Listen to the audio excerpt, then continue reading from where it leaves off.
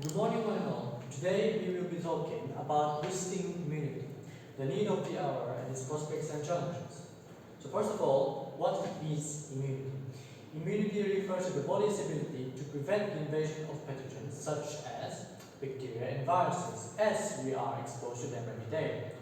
Immunity can be classified into two categories: innate immunity and adaptive immunity. Innate immunity is non-specific, but it can respond quickly to defend against any pathogens. It includes physical barrier like your skin, physiological barrier like cell factors, and cellular barrier like inflammation.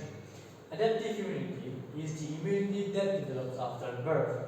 It is specific, and when the body is exposed to a specific antigen, the body produces antibodies against that specific antigen and retains the immunological memory of it to fight it off for the future. There are two ways of obtaining adaptive immunity, which are active and passive. In the active method, when the body is exposed to an infection, the body starts to produce antibody on its own to fight against it, naturally. Vaccination is the deliberate exposure of the antigen in the environment in a controlled manner. Thus, the body can have the immunological memory to fight against it. In passive method, the body gets the capacity to resist pathogens by borrowing antibodies naturally and artificially. Naturally, it can borrow from a mother's breast milk. Artificially, it can borrow from vaccines, for example, rabies vaccines. Before we get into the prospects, I would like to show some data. In 1950, life expectancy in India was 31 years. Today, it is now 69. This is only due to medical advancements. How far have we come? Number one, there has been an increase in life expectancy, and immunology has undergone a revolutionary change from just being a science to being a deeply analytic and technical subject. Many questions concerning the complex network of immunological cells used to communicate with one another that could barely be answered in the 1950s have been definitely answered.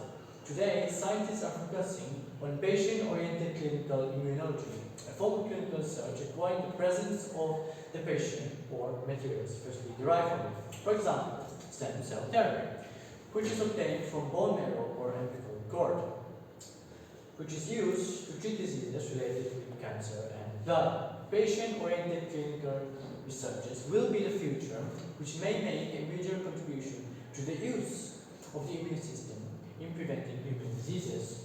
For example, for the prevention of allograft rejection, for the treatment of neoplastic, immunodeficiency, and autoimmune diseases. What are the challenges? Number one, clinical research. Patient-oriented clinical research has led to the discovery of new infections led by unknown antigens. Today, we are surrounded by COVID, and the root cause of it is still unknown. Developed countries conduct a number of trials each year, and most of the results remain hidden. Underdeveloped countries receive a number of medicines and vaccines free of cost every year, which are indeed part of the clinical trials.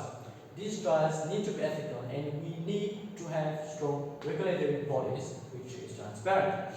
Global problems like global warming, air pollution, food adulteration, and excessive use of pesticides also takes its toll in the decline of human immunity.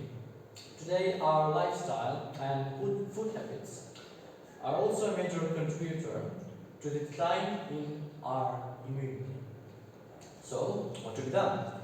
Studies have shown that those who eat healthy, getting enough sleep, receive ample sunlight, and being energetic are at the less risk of chronic illness overall. In addition to it, let us maintain a healthy lifestyle, and let our science and technology work for human upliftment. This is the only way to improve our human immunity. Thank you and have a good day.